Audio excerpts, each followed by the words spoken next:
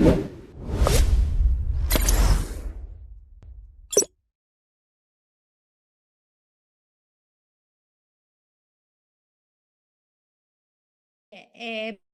bakarsak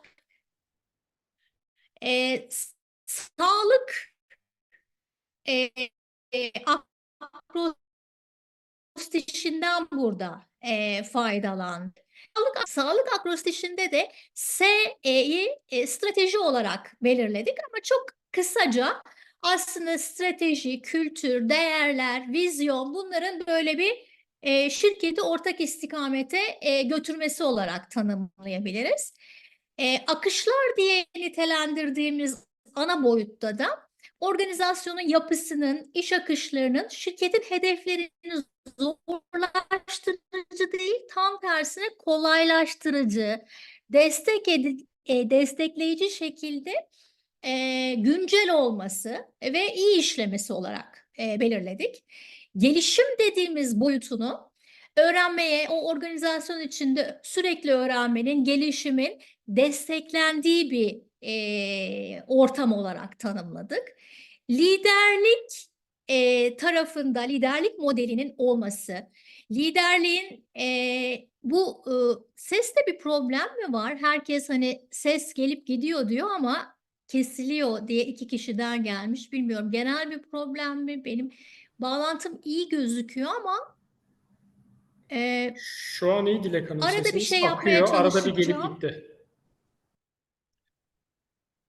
Bir ara kesildi Dilek. İstersen bu cümleyi tamamladıktan, yani bu bölümü tamamladıktan sonra ben sözü aldığımda bir Peki ben bir kontrol yer edelim. değiştirmeye çalışacağım ilk fırsatta. Tamam. Liderlik modelinin olması ve bu modelin tüm liderler tarafından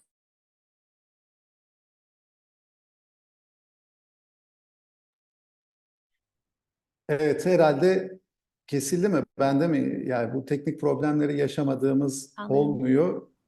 Ben devam edeyim. Yani liderlik sonuçta bir kurumda bir liderlik modelinin olması, dolayısıyla yol gösterici olarak tanımlanmış olması ve bir tarafta da sonuçta bu modelin altında yetkinlikler, davranışların tanımlı ve uygulanıyor olması, sadece kağıt üzerinde kalması değil, uygulanıyor olması ve benimsenmesi önemli noktalardan bir tanesi. Dolayısıyla dördüncü boyut olarak tanımladığımız bu oluyor. İnsana geldiğimizde, sağlığın bir beşinci boyutu olan insana geldiğimizde sonuçta insan kaynağının yönetimine konuşuyoruz. Daha klasik bir tanım ama bu insan kaynağının yönetimine uçtan uca olacak şekilde ve de çalışan deneyimi oluşturacak şekilde yönetilmesi anlamına geliyor. Esasında akışlar tarafında da iş akışları, organizasyonel yapılanma burada yine benzer şeyleri kastediyor olsak bile insan boyutunu biraz daha öne çıkardığımız bir boyut olmuş oluyor. Ve sonuncusu da kültür. Kültür hani Peter Drucker'ın söylediği gibi kültür stratejiyi kahvaltıda yer dediğimiz ve bunu gerçek hayatta bol miktarda örneğini gördüğümüz, dolayısıyla uzlaşma içinde olması gereken stratejiyle ve diğer boyutlarla uzlaşma içinde olması gereken bir durum. O zaman nedir kültür? Kültür en basit tanımla sonuçta bir şirkette, bir organizasyonda kabul görmüş, hayata geçen, en önemli nokta bu. Kağıt üzerinde değerlerimiz bunlardır, davranışları bunlardırın ötesinde hayata geçen davranışların bütünü olarak biliriz. Sadece davranış değil, liderlik yaklaşımı, hani birçok şeyi kapsayan, belki en içlerinde en soyut olan faktör ve mutlaka organizasyonun, şirketin stratejik hedefleriyle, amacıyla, vizyonuyla uyumlu olması önemli noktalardan bir tanesi. Şimdi biz hani bu webinarı esasında farklı böyle birkaç formatla, hani bir tarafta bu budur, bu budur gibi bir klasik webinarın yanında bunu daha somutlaştırmak anlamında bir vakayla beraber götürelim dedik. Ve aynı zamanda bunun bir de hani nasıl gerçek hayata uygulamalarını bizzat yaşayan kimse olarak işte Barış'tan da dinlemek istedik. Dolayısıyla farklı farklı formatlar. O anlamda şimdi dilerseniz geçiş yapalım ikinci formatımıza ve vakamızı tanımlayalım. Bu böyle hani dizilerde, filmlerde karşılaştığımız gibi bu birebir gerçek olay değil ama içindeki hiçbir cümle, birkaç tane rakam dışında hiçbir cümlede gerçek dışı değil. Dolayısıyla birebir farklı karşılaştığımız durumları birleştirerek hani bir tarafta bilgi gizliliği anlamında, bir tarafta da etki sağlamak anlamında ve sıkça karşılaştığımız çok istisnai bir durum mu? Hayır, hiçbir tanesi değil. Zaten içinde açıklayacağız. O şekilde bir vaka oluşturduk. Daha somutlaştırabilmek anlamında, daha rahat ifade edebilmek anlamında.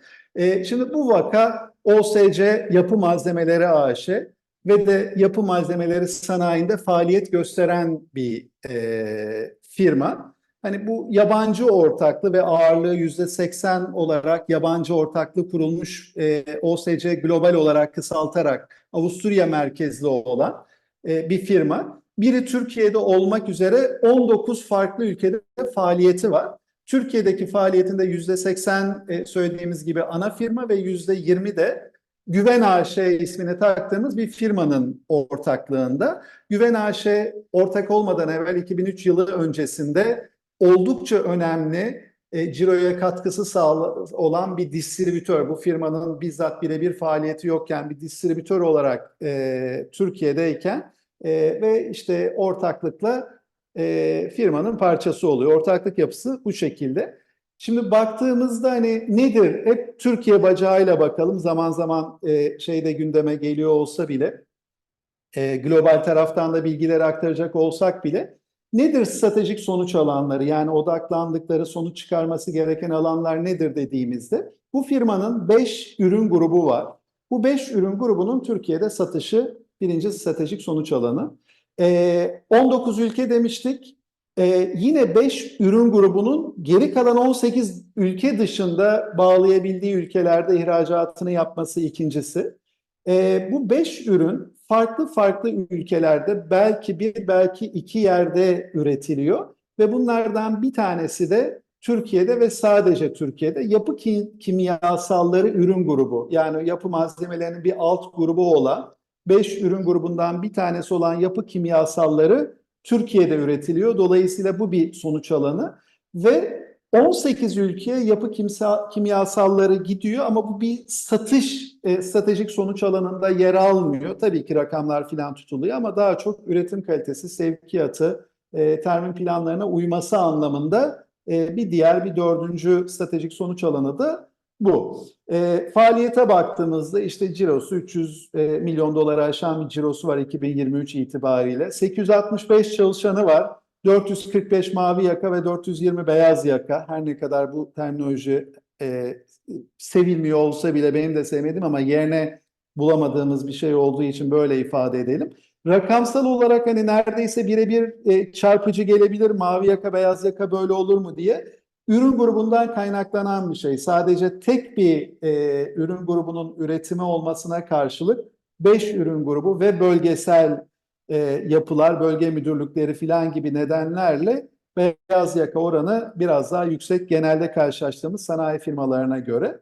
Genel Müdürlüğü İstanbul'da, fabrikası Sakarya'da olmak üzere 6 farklı bölge müdürlüğünün olduğu, burada kurumsal satışında yapıldığı ve onun dışında da bayi sistemiyle çalışan bir firma. Hani bilgi olarak bu şekilde tanıtabiliriz. Şimdi esas soru, acaba ölçme kararı neden verildi? Neden organizasyonel sağlık ölçme gündeme geldi? Şöyle açıklamaya çalışalım. Firmada rutin olarak çalışan bağlılığı ölçülen bir gösterge. Ve Eylül 2023 tarihinde ölçüldüğü zaman Türkiye konusunda biraz olumsuz bir durum çıkıyor. Ve işte globalin ortalaması %68 iken ve geçen seneye göre %3 artış göstermişken Türkiye %51 oranında çıkıyor ve de %5 düşüş göstermiş. Ve de 19 ülkede de 16. sırada, eskiden 12. sıradayken 4 basamak düşmüş durumda. Dolayısıyla bu bir çarpıcı sonuç olarak ortaya çıkıyor. Rutin olarak hani ne çalışan bağlılığı düşük olduğunda veya arttırılması hedeflendiğinde ne olur? Genelde yöneticilerden bir aksiyon planı istenir. Böyle böyle durumumuz bir aksiyon planı. Bu da benzer şekilde uygulanmış Ekim 2023'te ve üst ve orta derece tüm liderlerin çalışan bağlılığını arttırmalarına yönelik aksiyon planları oluşturulmuş. Ne kadar hayata geçmiş, ne kadar sonuçlara yansımış soru işareti. Ama gerçek hayatta bağlantısını kurarsak daha çok kağıt üzerinde kalan planlar olarak tanımlayabiliriz. Daha o değişim yönetimi daha iyi ele alınmadığı takdirde. Global'in, OSC Global'in insan kaynakları direktörü rutin ziyaretleri çerçevesinde Türkiye'ye geldiğinde bu konuyu da masaya yatırıyor ve üst yönetimle birebir görüşmeleri yapıyor olduğunda, yani bu bir kriz anlamında falan değil, rutin olarak geldiğinde bu konuda masaya yatıyor ve orada şu noktalar çıkıyor. Hani üst yönetimin görüşlerinden derlenen sonuç şu: yetenek bulma ve tutma sorunu, mevcut çalışan yani yetkinlik açığı, çalışanların inisiyatif alma düşüklüğü, yani yeterince inisiyatif almaması gibi nedenler ve bir tarafta da hani bu üçü belki birbirine bağlanabilir ama bir tarafta da işte pandemi sonrasında uzaktan çalışma, sonrasında hibride dönme sonrasında belki belli motivasyonları olabilir ama duygusal olarak daha uzaklaşılıyor olmasının, ki çalışan bağlılığı hani bir tarafta da o duygusal tarafı da ölçen bir çalışma. O nedenle düşüyor gibi yorumlarla böyle bir derleniyor ve bu masaya yatırıldığı zaman da bunu hani Türkiye Ülke Müdürü hani global insan kaynakları ve Türkiye insan kaynakları yöneticileri bir araya gelerek bunu değerlendirdikleri zaman biraz daha bunu kapsamlı değerlendirme ve kök nedenlerini tespit etme kararını veriyorlar. Böyle bir bu şekilde hani bir ölçülme, tabii daha ismi takılmamış durumda ama ortaya çıkıyor. Şimdi burada vakamıza bir şey yapalım, bir ara verelim. Burada bazı belirtiler gördük. Hani yetenek bulma, mevcut çalışan, her ne kadar üst yönetimin görüşleri olsa bile bu daha somut yansıyor olabilir veya algı anlamında hani yorumlar olabilir. Sadece üst yönetimin düşündüğü şey olabilir. Fakat zaman zaman organizasyonel sağlığın geliştirilmesi gerektiği, masaya yatırılması gerektiğini, belli ipuçları, belli semptomları, belli belirtileri var. Bunlar onlardan bazıları ama buna biraz daha yapısal olarak baktığımız takdirde, hani vakıya bir es vererek ara verdiğimizde, Dilek, devam edebiliyor musun? Nasıl bağlantın? Evet. Peki, o Zannediyorum iyi. zaman tamam, şimdilik iyi. Böyle Peki. birden Kusura fazla bakmayın. konuşmacının faydası o oluyor. Hemen sözü Evet, alalım. Evet teşekkür Dilek, ederim. sendeyiz. Şimdi biz yine içgörü serilerinin birincisinde bu organizasyonel sağlığın nasıl belirti verdiğini, şirkette ne gibi problemlerle, zorluklarla kendini gösterdiğini konuşmuştuk. Ve biz hani yıllara işte varan tecrübemiz, eğitim tarafında olmamız nedeniyle aslında çıkan sorunların bir parça çözümü olarak eğitimde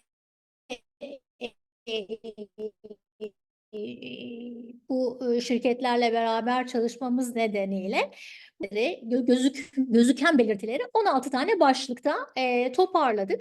Hani şöyle kısaca bir bakıyor olursak bu başlıklara, yönetim, üst yönetim ekibinin ortak bir hedefte ilerleyememesi, iyi bir takım, verimli bir takım olup bütün şirketi o yöne doğru sevk ve idare edememesini birinci neden olarak söyleyebiliriz. Tabii üst yönetim takımı sadece kendi bölümüne konsantre olup şirketin ana hedeflerini kaçırınca birbirinden de uzak ve kopuk oluyor. Dolayısıyla bir silolaşma e, söz konusu oluyor. Hele araya da bir iletişim, orada bir çıkarlar çatışması da söz konusu. Bu da iyi yönetilemezse o zaman aşağıya doğru bu silolaşma yaygınlaşıyor ve bütün kurumu kapsıyor. Yine kurumdaki kültürün stratejilerden çok kopuk olması, çok önemli bir etki haline geliyor. İçeride bir içe kapanık bir kültür varken stratejik olarak büyümeyi, globalleşmeyi örnek veriyorum şirketin hedeflemesi. Eldeki malzemeyle ve anlayışla hedefleri birbirinden uzak düşürüyor. Yine çalışanların veya yöneticilerin herhangi bir sebeple inisiyatif alamaması, sürekli bir eskalasyonun söz konusu olması da burada bir önemli bir başlık haline geliyor. Sorun olarak karşımıza çıkıyor. Bununla birlikte aslında karar almamayı da etkileyen, alamamayı da bir sonucu olan çok uzayan toplantılar, verimsiz toplantılar ve bunların hani bir sonuca varmadan nihayete ermesi. İşlerin rutinin dışındaki özellikle işlerin proje gibi, projeler gibi ortada kalması, sonuçlanmaması, organizasyonda yenilikçi bir yaklaşımın olmaması, en ufak bir yeniliğe çok büyük bir direncin gelmesi.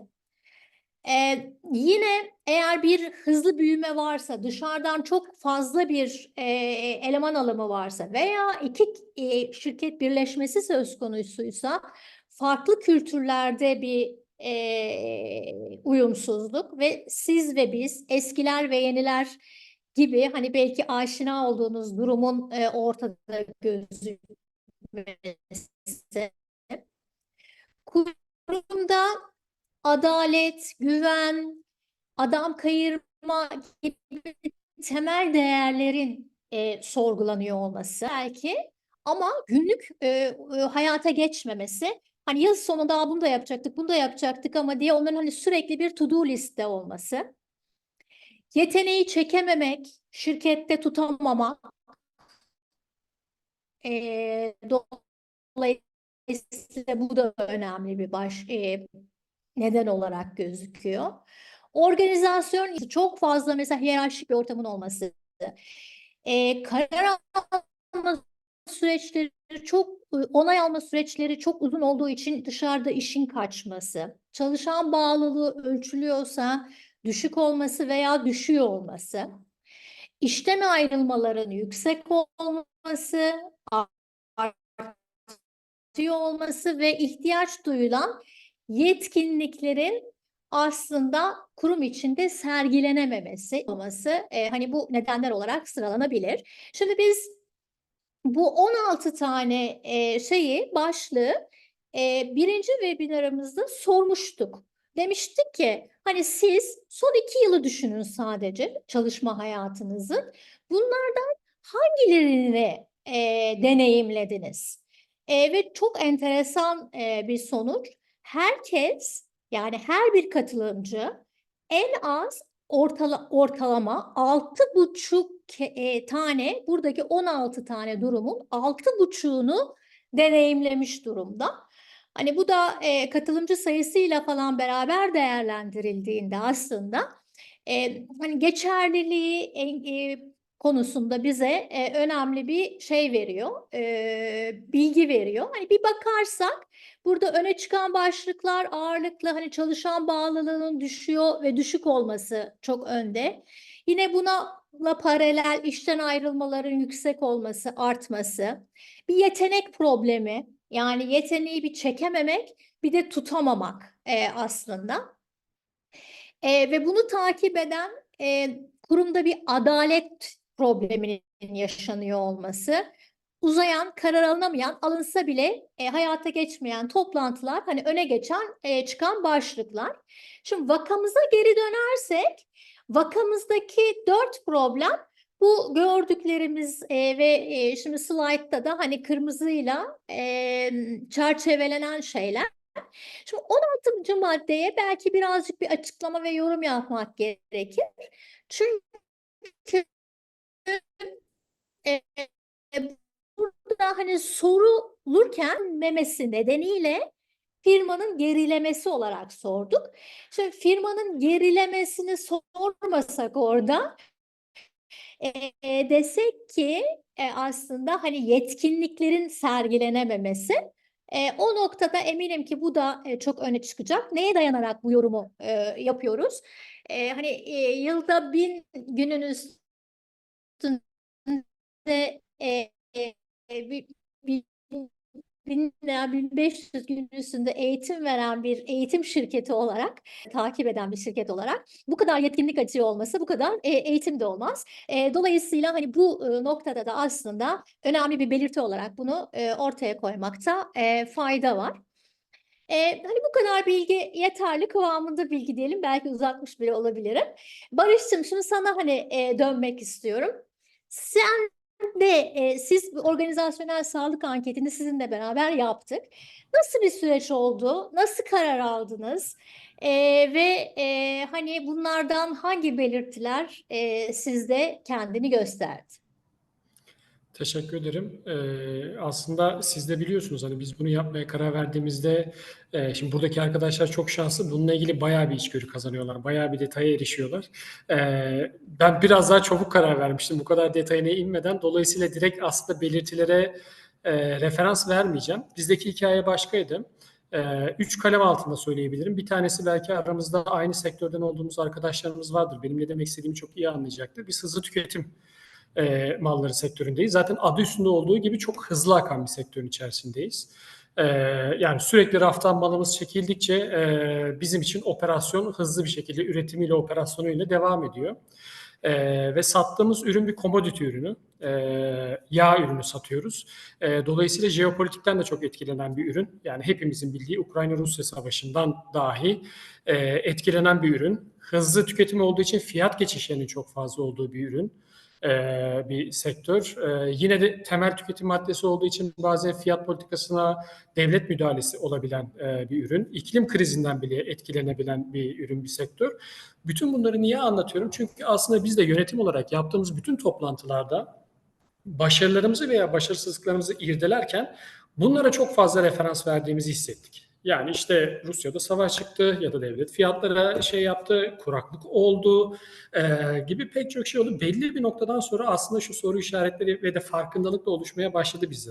Yani bunu şöyle bir hayal edin. Bir ralliye katılmak üzere arabanızla yola çıkmışsınız. Belli bir hedefiniz var. İşte 3 günde bitireceğim diyorsunuz bu ralliyi ve ilk 3'e girmek istiyorum diyorsunuz.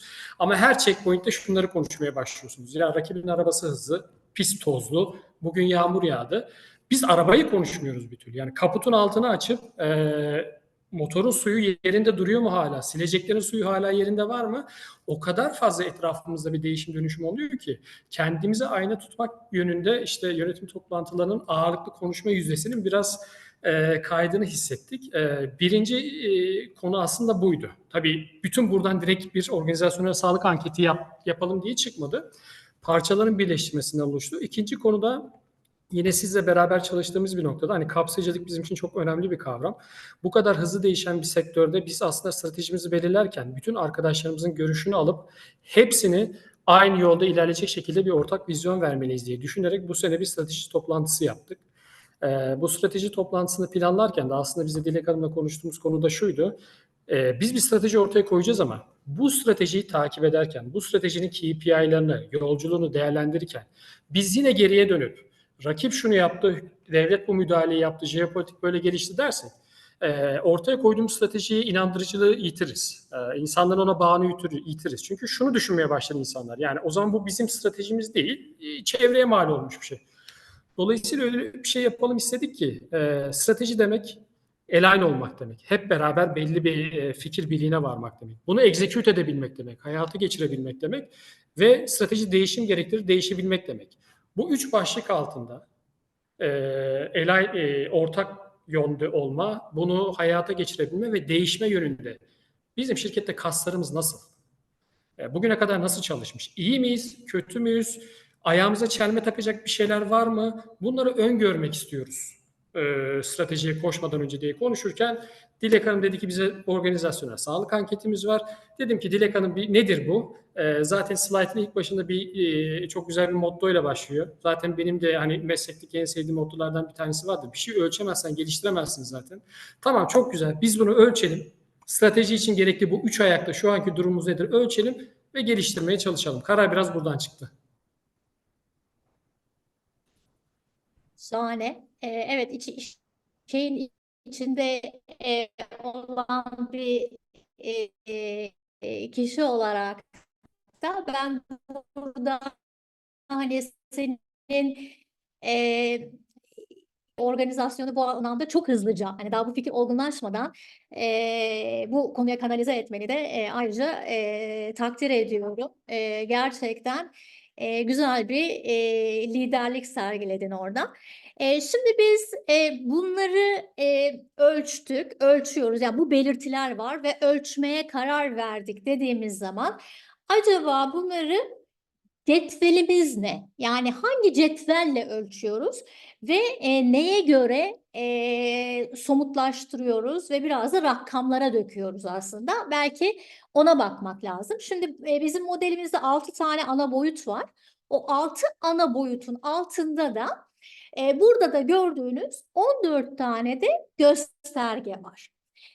Dolayısıyla biz bu anketi birazdan hani nasıl olduğunu falan da paylaşırız. O 14 göstergeyle aslında çalışanlara soruyoruz ve çalışanların oradaki algısına bakıyoruz.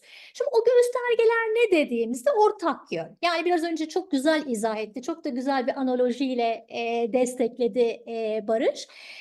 Şirketin hani hep beraber bir ortak yönde ilerleyip ilerleyemediğine bakıyoruz. Güven duygusuna ve güven kültürüne bakıyoruz. Bunun altında sorduğumuz sorularla. Kurum kültürünü ölçüyoruz. Yani kurum kültürünü tabii de çok daha sonrasında detaylı değerlendirmek gerekiyor ama bize hani orada bir şeyler var mı? Hani 10.000 feet'ten diyelim, 1.000 feet'e inmek için hangi bacaklarda etkili olmak lazım? Nelere odaklanmak E, lazım dediğimiz zaman hani kurum kültürü Dilek, pardon, müdahale ediyorum. Biraz zaman tarafında gerideyiz. göstergesi Biraz Önemli var ya. hızlanarak bunları Onayı e, vermiş. ortak bir kültür Çıkmış. var. Diyor ki ben de şu an ne yapacağım? Git yemek Dilek koptun mu? Ben mi koptum? Ses gitti. Evet. Peki ben devam edeyim yine. Ortak kültürde kalmıştık. Zaman yönetimi anlamında da hani zaten iş hayatı tecrübemiz çerçevesinde o tanımlarını falan doldurabiliyoruz ama gerekirse daha detaylı sonrasında tabii ki konuşuruz, paylaşırız. Üst yönetim takımı başka bir boyutumuz. Organizasyonel liderlik, yani liderliğin o ilk sağlığın içindeki liderlikte tanımladığım gibi sonuçta bir model çerçevesinde bütün organizasyona yansıması ve organizasyonda sergileniyor olması. Barış'ın güzel örnek verdiği gibi değişim adaptasyon acaba ne durumda?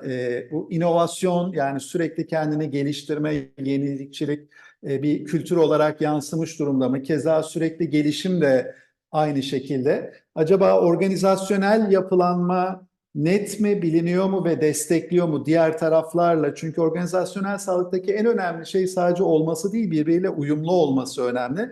Dolayısıyla organizasyonel yapılanma bunu destekliyor mu? Keza iş akışları ve süreçler tanımlanmış durumda mı? Rolleri kapsıyor mu? Gibi noktalar. Müşteri ve paydaş, biraz dışarıya da bakıyoruz. Hani oraya o dünyadan kopuk muyuz, yoksa takibimiz var mı, dinliyor muyuz onları? Hani genel olarak yetkinlikler, yeteneği de işin içine alacak şekilde yetkinlikler ne durumda ve çalışan bağlılığı da diğer bir göstergemiz. Hani bunlar altında saatlerce konuşabileceğimiz göstergeler. Bir belki şunu vurgulamak gerekiyor. Bunlar kök neden değil. Bunlar hala gösterge ama bizi kök nedene yaklaştıran göstergeler diyebiliriz. Şimdi isterseniz vakamıza geri dönelim. Vakamızda ne oldu dediğimizde sonuçta hani bu check-up'ı dolayısıyla hani bu boyutlarını tanımladık. Vakada dolayısıyla bu 5 saat boyutunun altında, hani bir hatırlatma anlamında bu tanımladığımız 14 tane göstergeyi 78 tane soruyla ve demografik kriterleri de işte çalışma tecrübesi, departman ünvan gibi kriterleri işin içine katarak arttırabiliriz bu segmentasyonu.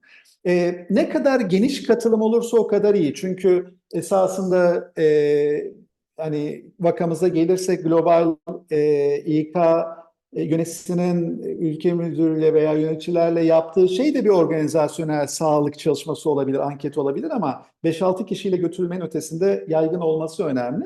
Bunun 5'li skalada ölçülmesi olarak tanımlayabiliriz bu check-up'ı. Peki ne sonuçlar çıktı dediğimizde 14 tane göstergenin sonuçları bu şekilde çıktı. Yani çok hızlı olarak baktığımızda kuvvetli yandan başlarsak ekranda gördüğünüz gibi müşteri ve paydaş en yüksek şeylerden bir tanesi. Ve şunu söyleyebilirim, tecrübemiz çerçevesinde 70'li rakamlar kuvvetli rakamlar, iyi rakamlar, iyi sonuçlar. Çünkü bazı çalışmalarda çok daha düşük oluyor. Çünkü bunun hesaplama noktasında 5'li skalada 1, 2, 3'ü hiç katmadan sadece 4-5'lerin alınıp bunun yüzdesi olarak hesaplanan bir nokta. Yani biraz net tavsiye skoruna benzeyen bir hesaplama. Çünkü insanlar bir fikrim yok dediğinde genelde 3'ü değerlendirdikleri filan bir durumda. Esasında önemli olan iyi veya çok iyi seviyede olduğunu tanımlamaları. Organizasyonel yapılanma iyi, değişim adaptasyon güzel. Yani belki çevikliği olan bir firma denebilir. Biraz da ters taraftan bakarsak hani onu şurada da açıklıyor veya burada daha iyi gösteriyor. Hani en düşüğü nedir dediğimizde zaten ölçülmüş olduğu için çalışan bağlılığı. Onun dışında ortak yön, hani Barış'ın ortaya koyduğu o bizim için önemli ne durumdayız dediği ortak yön düşük çıkmış durumda.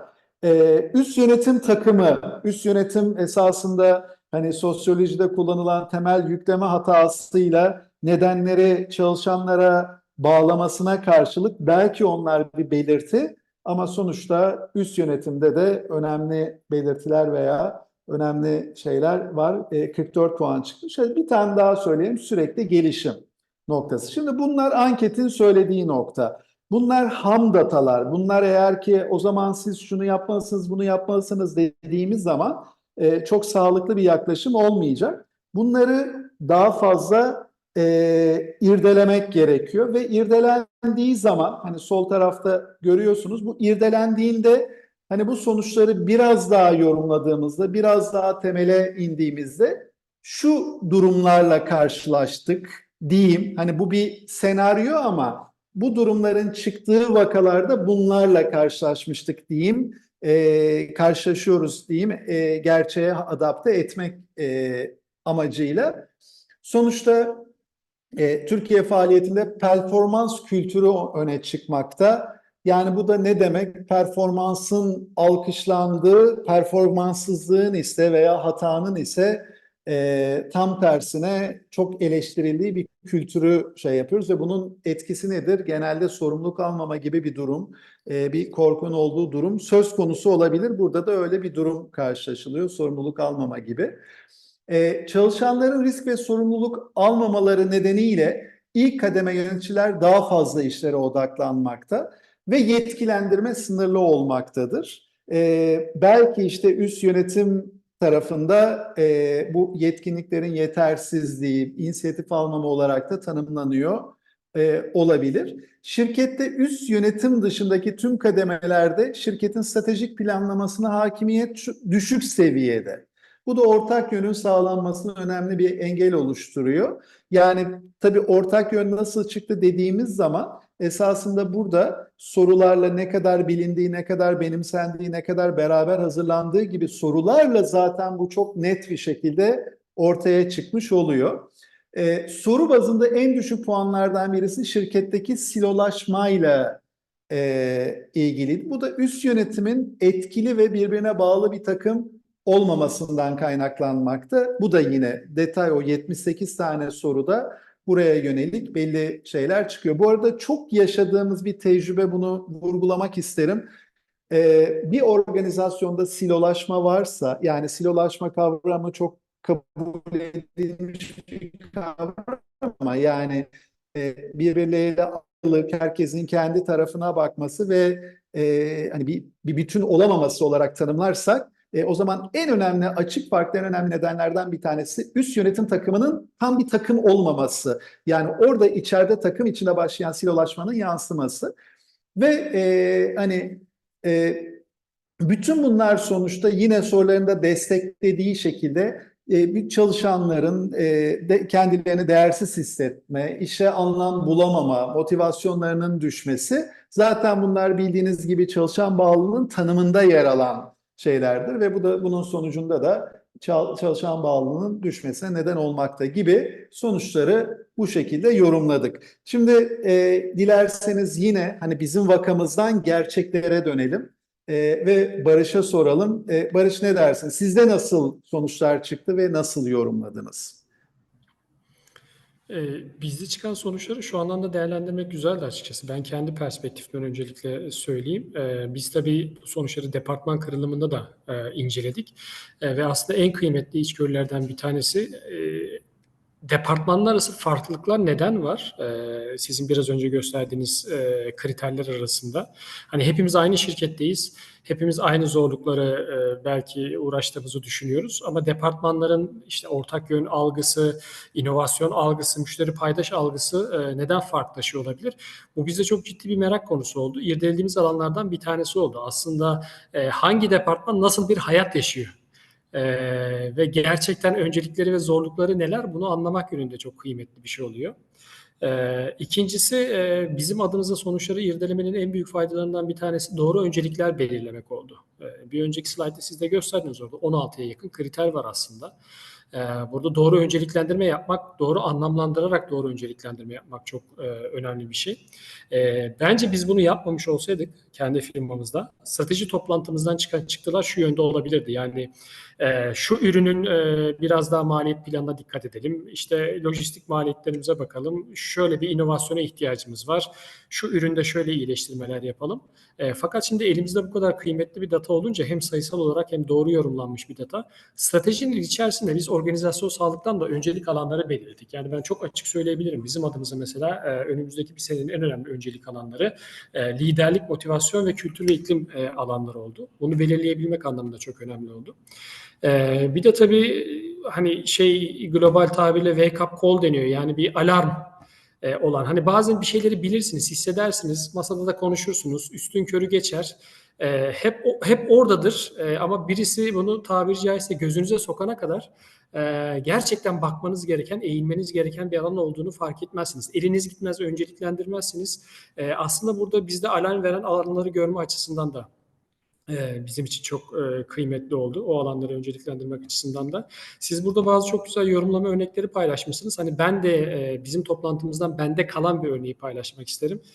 Yine Dilek Hanım'ın sağ olsun bize destek olduğu, hani liderlik ekibiyle sonuçları değerlendirdiğimiz bir toplantıda şöyle bir farkındalığa varmıştık. Bence çok güzel ve faydalı bir farkındalıktı.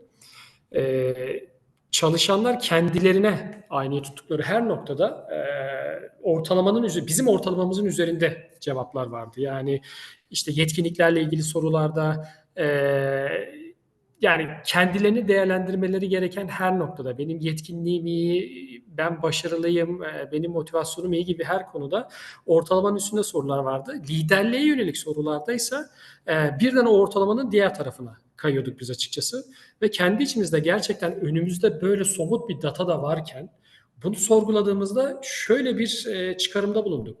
Biz acaba liderlik ekibi olarak bütün zorlukları aşağı yeterince belki delege etmeden, aşağı yeterince yetkilendirmeden, aşağı yeterince konfor alanından çıkarmadan kendi başımıza mı çözmeye çalışıyoruz acaba?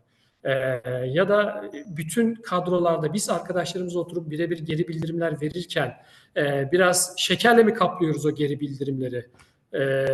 Ya da performans görüşmelerinde belki biraz iyi insan olmaya mı çalışıyoruz? Biraz abartarak mı bu performansları lanse ediyoruz deyip sorguladık kendimizi. Çünkü öyle bir şey var ki siz performans görüşmesinde kişiye adil olmazsanız, bütün performans skorları çok yüksek olursa, zor geri bildirimi vermekte zorlanırsanız, kritik etmekte, sağlıklı bir şekilde kritik etmekte zorlanırsanız, güçlükleri de tek başınıza taşımaya çalışırsanız, delege etmezseniz ister istemez çalışan da şunu düşünebiliyor.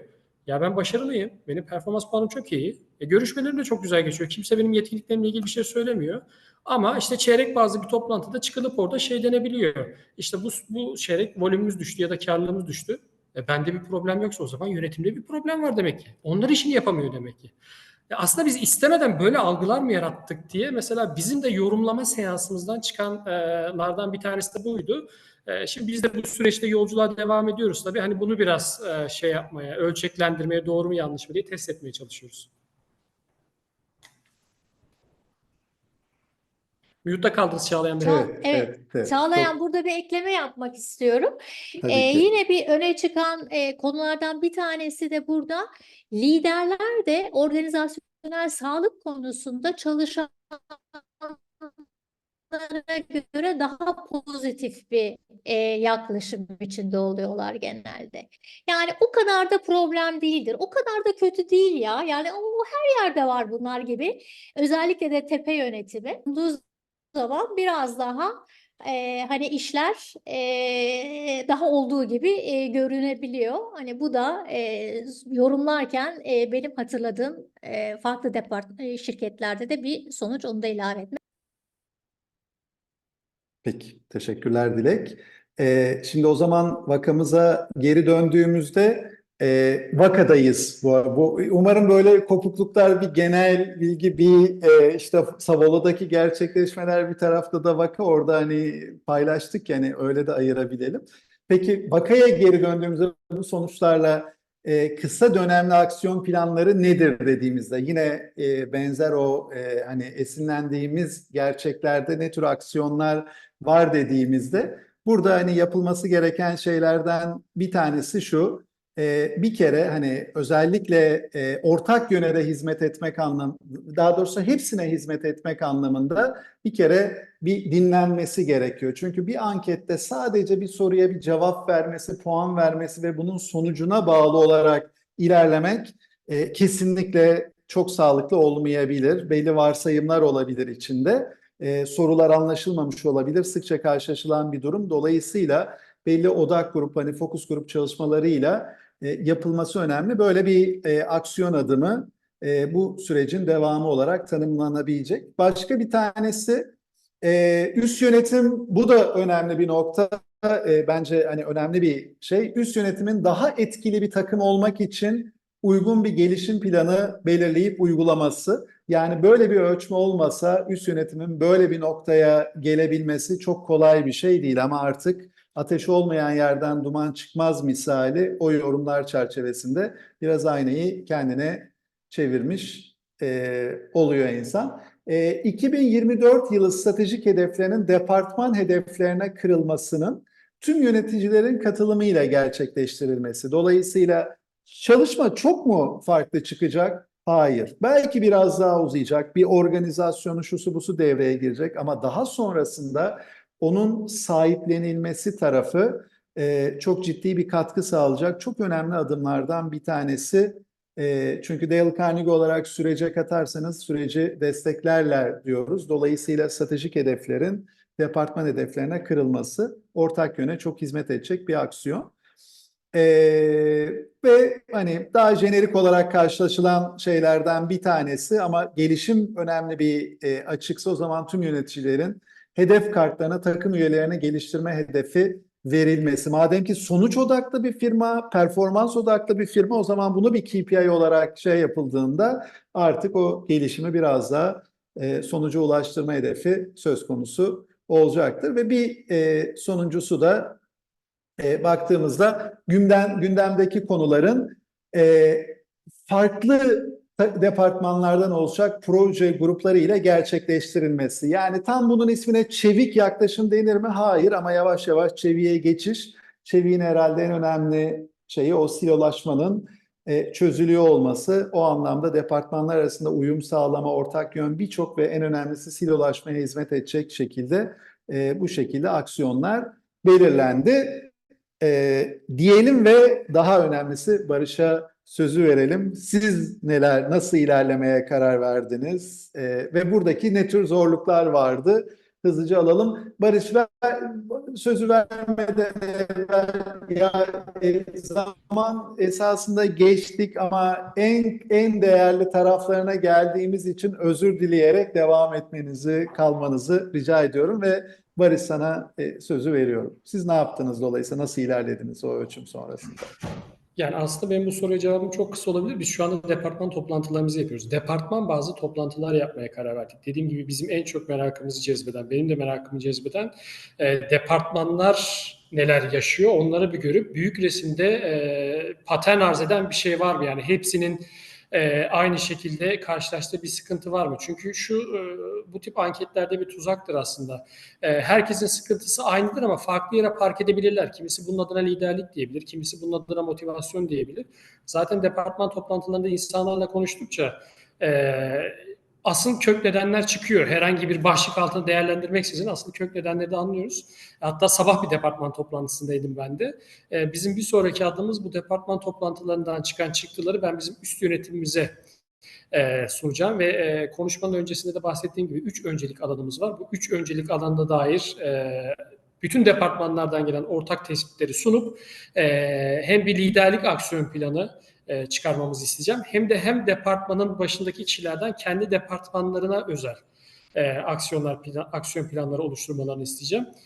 Tabii bunun bir şekilde çift taraflı olmasını isteyeceğiz. Ben bu tarz anketlerin hiçbir zaman çalışanın tek taraflı olarak yönetimden bir şey beklediği anketler olarak algılanmasını ve bu şekilde bir aksiyon yapılandırmasının taraftarı değilim.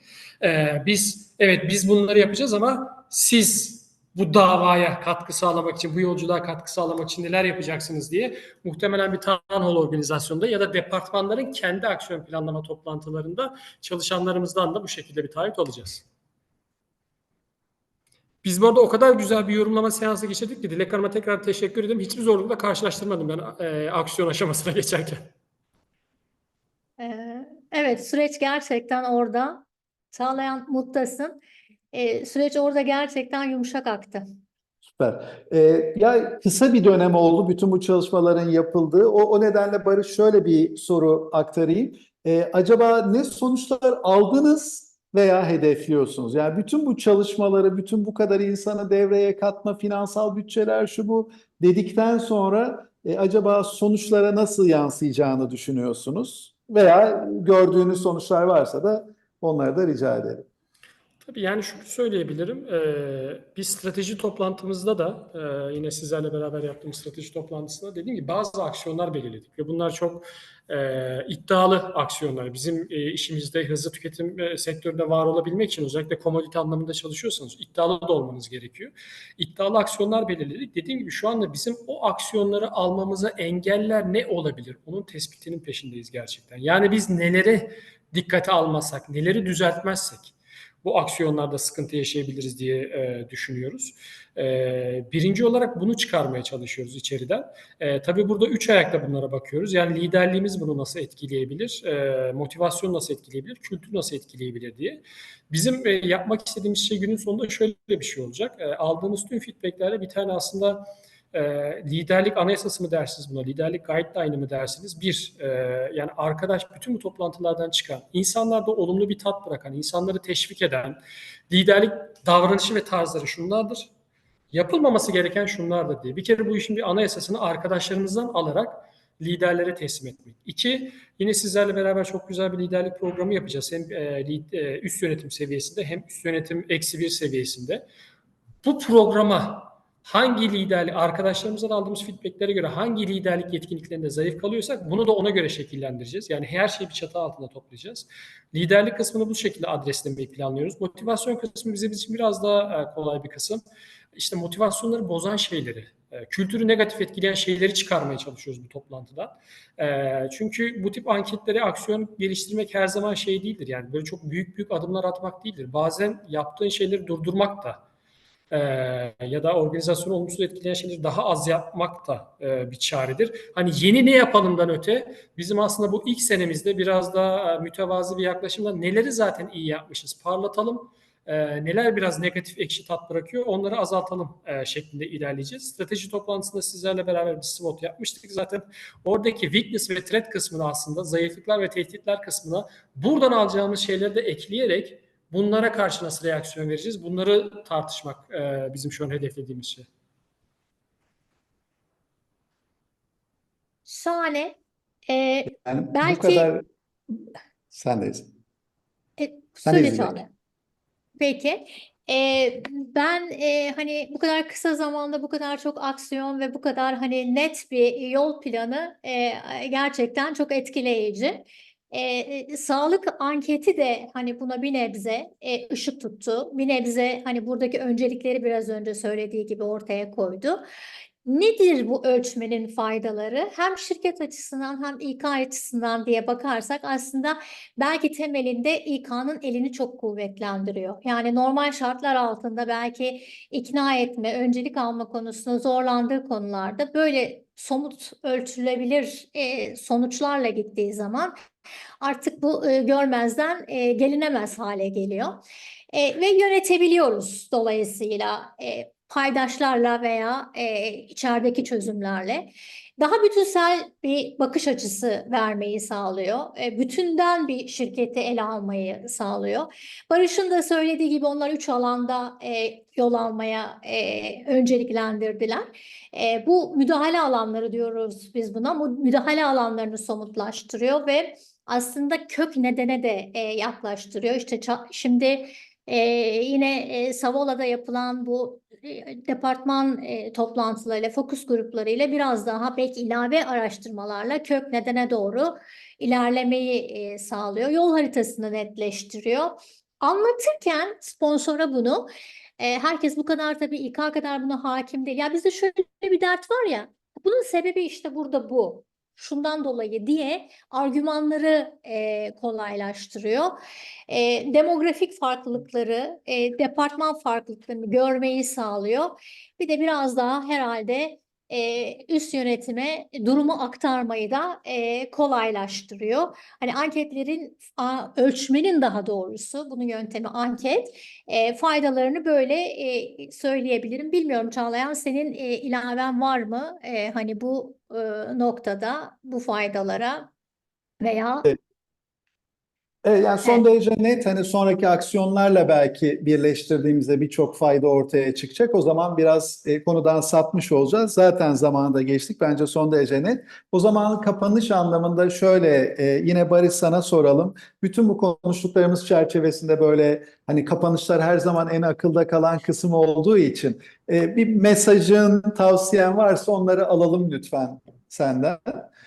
Bu kadar değerli tecrübe, bu kadar güzel aktarım nasıl mesaja bağlıyorsun?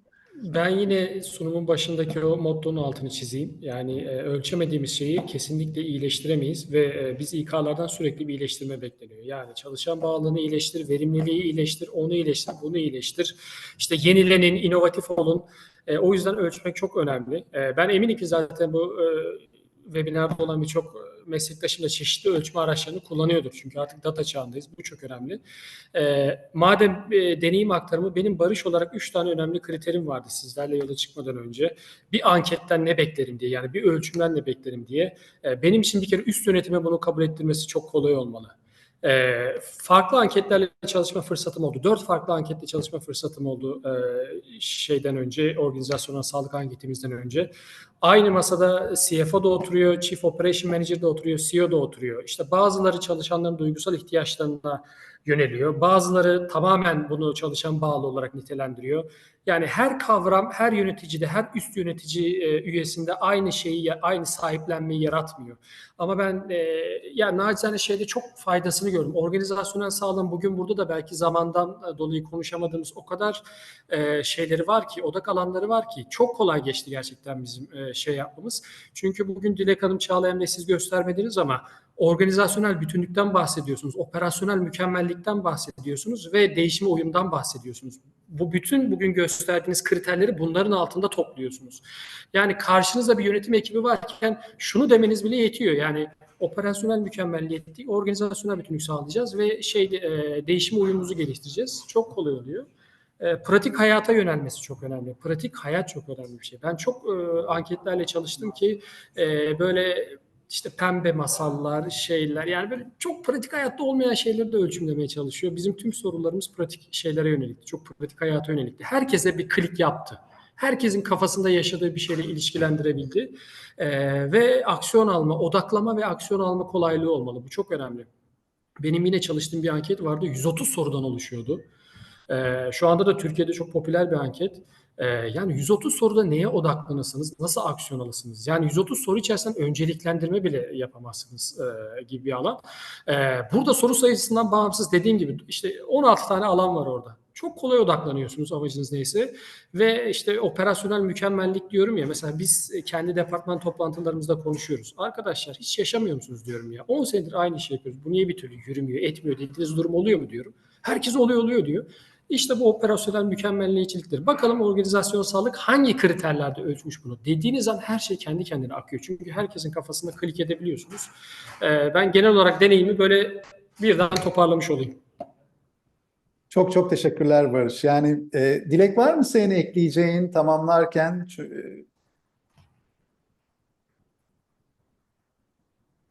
Hayır, yok, çok teşekkürler. Yok, peki. Ben de hani zaten konuştuk ama Barış'ın şey yaptığı bir vurgu, hani işin çalışan tarafından bakmak, oradan da aksiyon almak, yani o anlamda şöyle genelleyeceğim. Yani bu sonuçta bir algıyı ölçüyor. Ve doldururken de herkes temel yükleme hatası mantığıyla hep karşı tarafa yükleyebiliyor. Bunu unutmamak ve dolayısıyla işte belki o aksiyon planlarındaki fokus gruplar falan tamamen daha algıyı gerçekte ne durumdadır oraya taşımak önem kazanacak. Onu vurgulayayım. Ve o şekilde de sona gelelim. Bizim bu içgörülerimiz, organizasyonel sağlık içgörülerimiz devam edecek. İşte ekranda gördüğünüz gibi 16 Mayıs, 29 Mayıs, 12 Mayıs artık o boyutlara inerek kültür tarafına, çalışan bağlılığı tarafına, işte değişim yönetimi tarafına veya yine kültürün alt başlığı çevik kültüre odaklanacağız. Bekleriz. Barış, yani zaten yani seni çok iyi tanıyorum ama bugün ortaya koyduğun o hakimiyeti, iş bakışını gönülden tebrik ediyorum ve tekrar teşekkür ediyorum bu organizasyonumuza katıldığın için ve herkese katılımı Ben için teşekkür teşekkür ederim. ediyorum. İyi ki geldiniz ve gecikme için kusura bakmayın. Hani heyecanımızla belli daha fazla aktaralım anlamında biraz süreyi açtık. Çok çok teşekkürler katılımınız için. Herkese iyi hafta sonları. Teşekkürler, iyi hafta sonları.